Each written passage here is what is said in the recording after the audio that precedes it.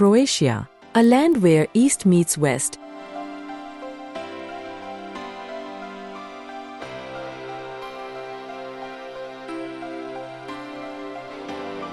Where ancient Roman ruins sit beside Venetian palaces, and where islands scattered like jewels stretch across some of the clearest waters on Earth.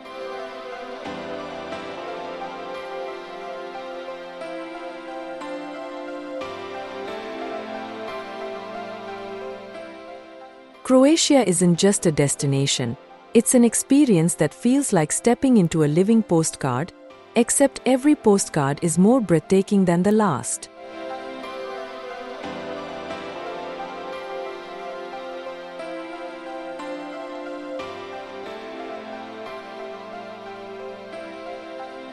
Croatia is a wonder that leaves a mark on your soul. This is the story of Croatia's greatest treasures, its hidden secrets, its most beautiful places, and the experiences that make it unlike anywhere else on Earth.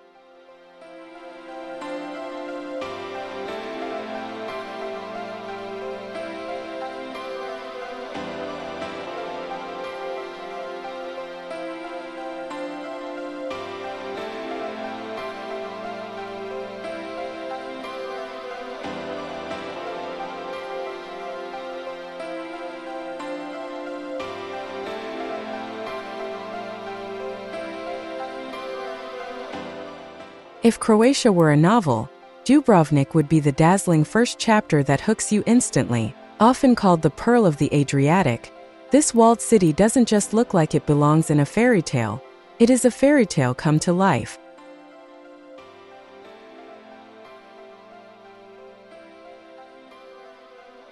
Imagine standing atop stone fortifications that date back to the Middle Ages, looking down at terracotta rooftops glowing in the Mediterranean sun. Below you, the sea is so blue it looks like someone spilled sapphire ink across the horizon. It's the kind of view that makes you wonder if human eyes are even capable of capturing such beauty.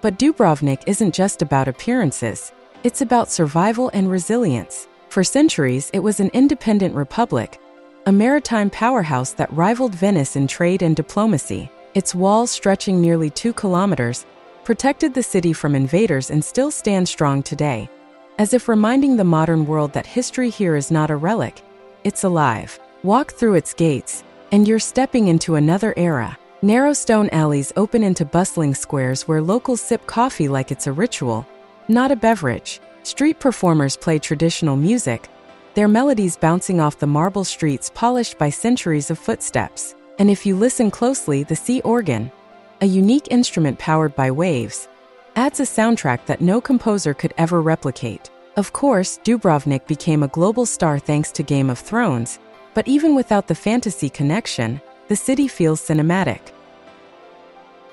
Every turn is a perfect camera angle, every wall hides a story, and every evening, when the sun sinks into the Adriatic, the city glows like a candle, soft, warm, and eternal.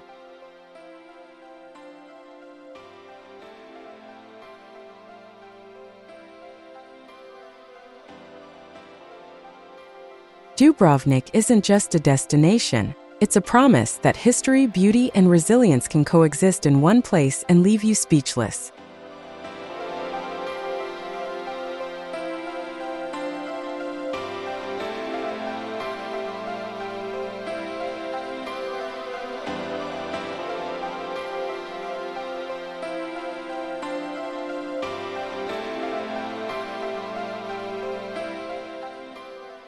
If Dubrovnik is Croatia's medieval jewel, then Plitvice Lakes is its natural masterpiece, one painted not with ink or brush, but with waterfalls and light. Picture this: a valley so lush with green that it feels like nature has turned the saturation all the way up. In the middle of this living canvas lie 16 terraced lakes, each one cascading into the next through a series of waterfalls. Some are delicate, like silver threads falling from the sky, while others roar with power, plunging into turquoise pools below. The colors are so vivid, emerald, turquoise, sapphire, that they almost look unreal, as if you've stepped into a dreamscape designed by nature's finest artist. Plitvice is more than just a park. It's a UNESCO World Heritage Site and one of the oldest national parks in Southeast Europe. But beyond the designations, what makes Plitvice magical is the feeling it gives you. Walking along its wooden boardwalks feels like stepping into another world. A world where gravity and water are locked in an eternal dance. For Americans who might compare it to Yellowstone or Yosemite, Plitvice is different. It's intimate. Instead of towering mountains and vast plains, here the wonder is in the details. The way sunlight filters through leaves to sparkle on the water, or how each step along the trails reveals a new perspective, a new hidden waterfall, a new secret corner of paradise. And here's the truly fascinating part. The lakes are constantly changing. Over thousands of years, the natural process of travertine formation, where minerals deposit and build up, creates new waterfalls while blocking old ones. In other words, Plitvice is never the same twice. Even if you return in 10 years, the landscape will have rearranged itself, like a painter endlessly revising a masterpiece. Legend even surrounds the park. Locals say the lakes were created by the Black Queen, a mythical figure who brought rain after a long drought, filling the valley with water and life. Whether you believe the story or not, standing at the edge of the Great Waterfall, the tallest in Croatia at 78 meters, you can't help but feel that something divine must have been at play here. For travelers, Plitvice offers something rare: silence. Step a little off the main path, and all you hear is water, falling, trickling, rushing. It's a sound that seems to wash the noise of modern life out of your head. And in those moments, surrounded by lakes that change with the seasons, deep blue in summer, misty silver in winter, you realize that Croatia's wonders aren't just seen, they're felt.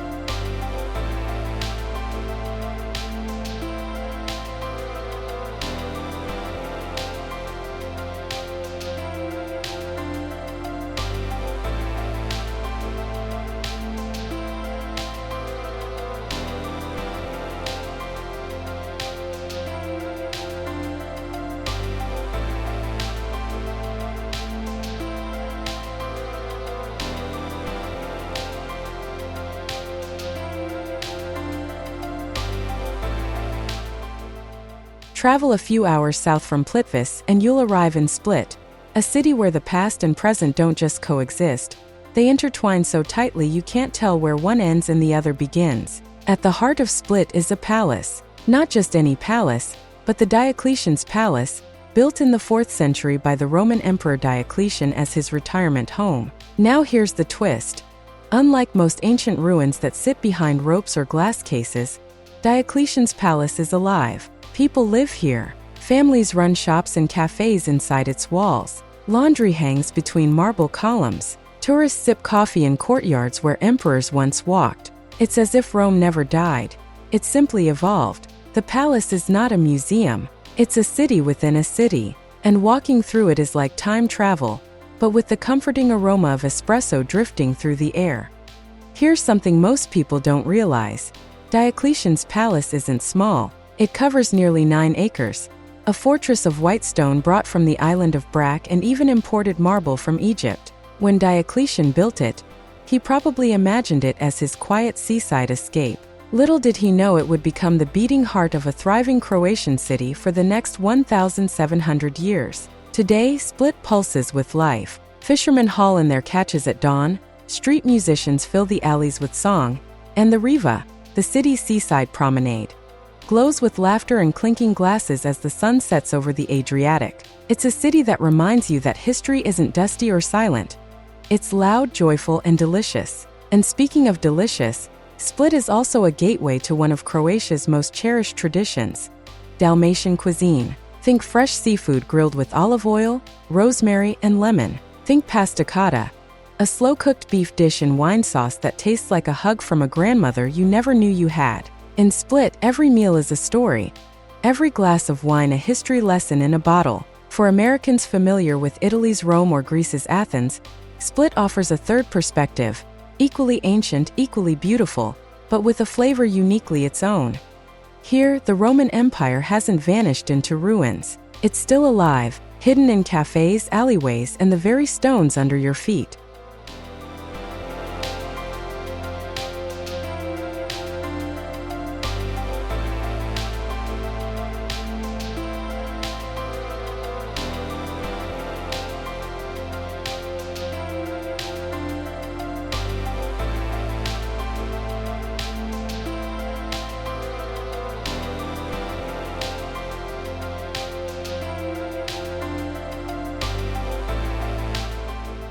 From the Roman heart of Split, sail just an hour across the Adriatic and you'll reach Hvar, an island that feels like it was designed for joy. If Croatia has a glamorous side, this is it. Hvar is famous for two things: sunshine and lavender. With over 2,800 hours of sunshine a year, it's one of the sunniest places in Europe. And when summer comes, the island blooms into a purple paradise as lavender fields stretch across its hills, releasing a fragrance that drifts through the air like nature's own perfume. Imagine driving along a winding coastal road, windows down, the sea on one side and a blanket of lavender on the other.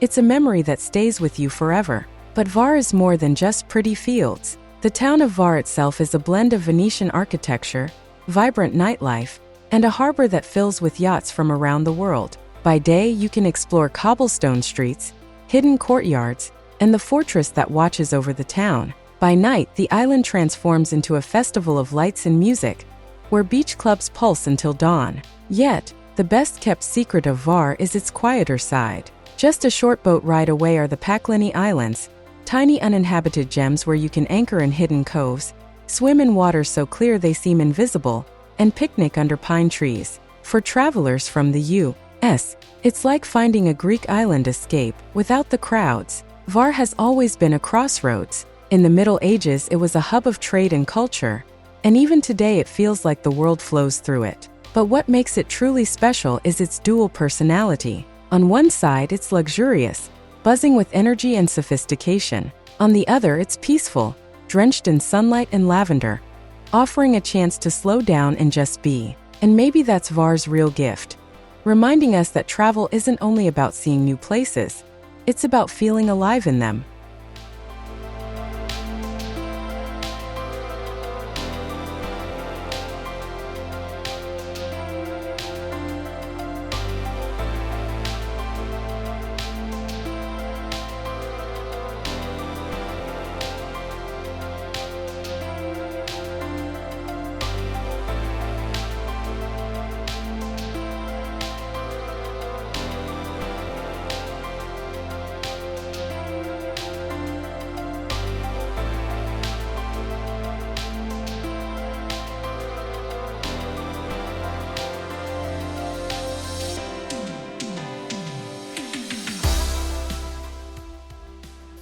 If Dubrovnik is Croatia's star attraction, then Ravenj is its quiet poem, less famous, but every bit as enchanting. Perched on the western coast of the Istrian Peninsula, Ravenj looks like a painting that has accidentally come to life. The first thing you notice is the skyline. A cluster of pastel-colored houses rises from the sea, all huddled together, topped by the towering spire of St. Euphemia's Church. From afar, the town looks Venetian, and that's no coincidence. For centuries, Ravenj was part of the Venetian Republic, and you can feel it in every archway, every narrow street, every red-tiled roof. But here's what makes Ravenj special.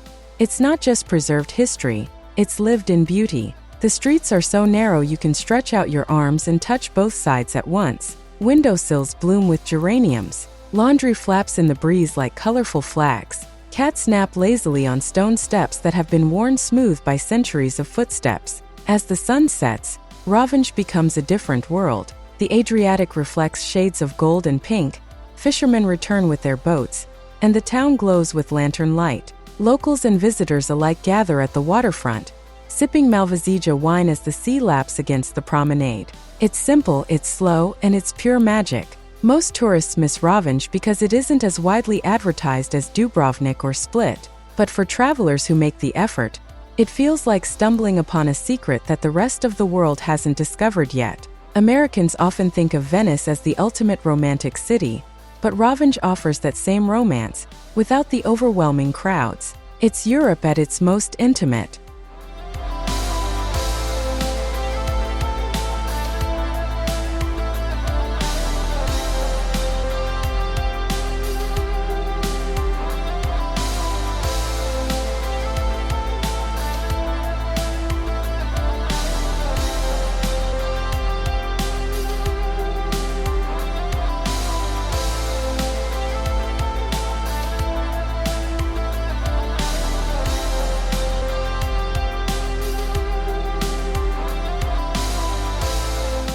Croatia has many coastal cities, but Zadar does something no other city in the world can. It lets the sea make music. On Zadar's waterfront lies the sea organ, an architectural wonder that turns waves into sound. Hidden pipes under the marble steps create harmonies as the Adriatic pushes against them. The result? A haunting, ever-changing symphony composed not by humans, but by nature itself. Sit on the steps, let the music wash over you, and you realize you're hearing something unique. A soundtrack written by the sea, performed in real time, never to be repeated. But the sea organ isn't Zadar's only marvel. Just next to it stands the sun salutation, a massive solar installation that stores sunlight during the day and turns it into a glowing multicolored dance floor by night. Imagine standing there at sunset, the sky ablaze, the sea organ singing, and beneath your feet, the ground glowing with shifting lights. It's an experience that blends science, art, and nature in a way you won't find anywhere else. Zadar's history is just as fascinating. Founded by the Illyrians, ruled by Romans, Byzantines, Venetians, and Austrians, it's a city that has worn many crowns. You can see it in the Roman Forum, in Byzantine churches, and in Venetian walls that still surround parts of the old town. Walking through Zadar is like leafing through the pages of a history book, but with gelato in your hand and sea breezes in your hair. Even Alfred Hitchcock, after visiting Zadar, declared its sunsets the most beautiful in the world. And when you're standing there listening to the sea organ, watching the sun slip into the horizon, you understand exactly what he meant. For Americans used to cities like San Francisco or Boston, where history and the sea intertwine, Zadar feels like a European cousin, but with an Adriatic twist.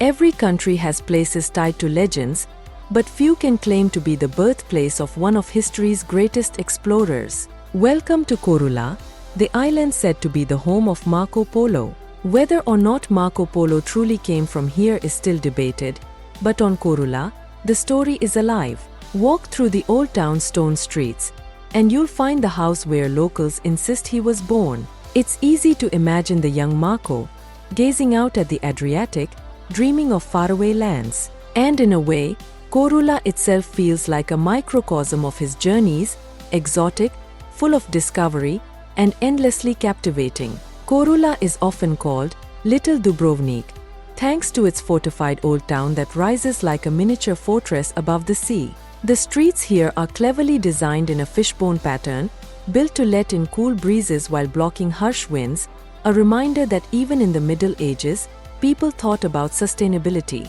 But Korula's beauty goes beyond its architecture. Vineyards roll across the island, producing wines you won't find anywhere else, like the crisp, golden Giache variety. Pine forests shade hidden coves where the water is so clear, it looks like liquid crystal. And every summer, the island bursts into life with traditional sword dances, where performers in colorful costumes reenact centuries-old battles to the rhythm of drums. Korula is also about balance. In the town, you have history, culture, and lively markets. Just outside, you have serenity, secluded beaches, sleepy villages, and the endless Adriatic horizon. For travelers from the US, it feels like stumbling onto a lost Mediterranean treasure, one that still belongs to the people who live there, not to mass tourism. And maybe that's why Marco Polo's legend fits so well here. Korula is not just a place you visit. It's a place that sparks your imagination, just as it may have sparked his centuries ago.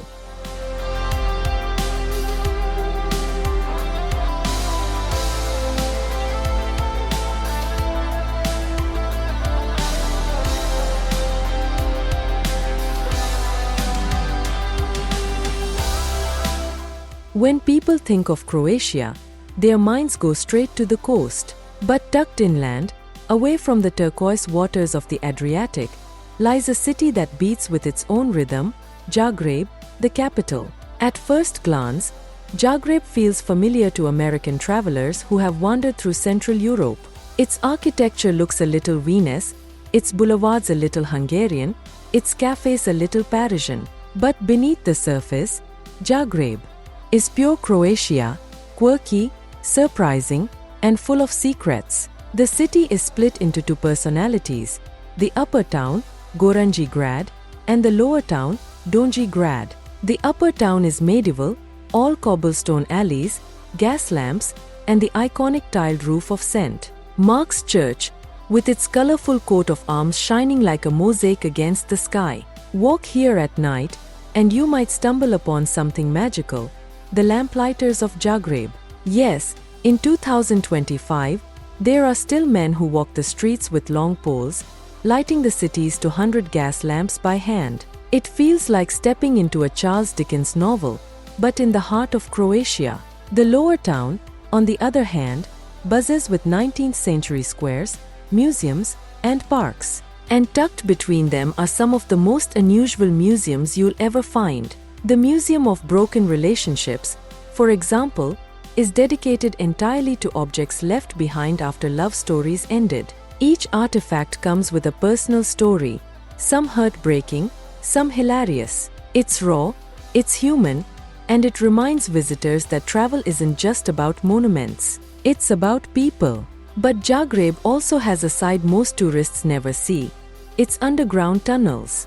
Built during World War II and expanded during the Cold War, these passageways snake beneath the city, a hidden reminder of how close history always is in this part of the world. Today, they sometimes serve as art galleries, blending darkness with creativity. For Americans who imagine Croatia only as beaches and islands, Zagreb is a revelation. It's proof that Croatia is not just a summer destination, it's a year-round adventure. In winter, Christmas markets turn the city into a snowy wonderland. In spring, cafe culture spills onto every street corner. And in autumn, the city feels golden, wrapped in leaves and low light. Zagreb isn't a postcard, it's a storybook. And every corner invites you to turn the page.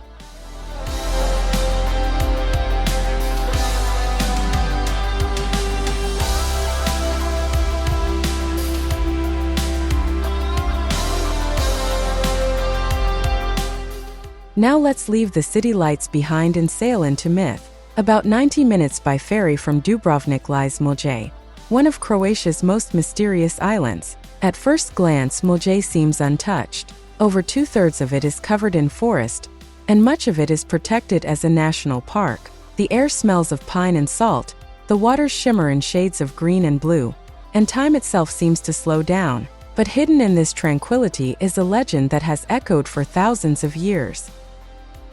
According to Homer's Odyssey, Mulje is the island of Ogygia, the place where the nymph Calypso held Odysseus captive for 7 years, offering him immortality if he stayed. He longed to return home, of course, but standing on Mulje, it's easy to understand why he might have hesitated. The island is seductive in its beauty, wild, serene, and eternal. At the heart of Mulje National Park lie two saltwater lakes, Veliko Jezero, Big Lake, and Malo Jezero, Small Lake. In the middle of the larger one sits a tiny islet crowned with a 12th century Benedictine monastery. A boat takes you across the shimmering water, and as you step onto the islet, you feel as though you've entered a pocket of time that forgot the modern world existed. Mulje is also home to caves, hidden beaches, and wildlife that thrives in its isolation. In the evenings, as the sun sets behind the pines, the island glows gold and silence reigns. For travelers from the U.S., used to crowded beaches and non-stop schedules, Mulje feels like an antidote, a place where nothing is demanded of you except to breathe, to watch, and to let go. And maybe that's why the legend of Odysseus lingers here. Because Mulje isn't just a place, it's a temptation, the kind that makes you wonder, if paradise offered you eternity, would you take it?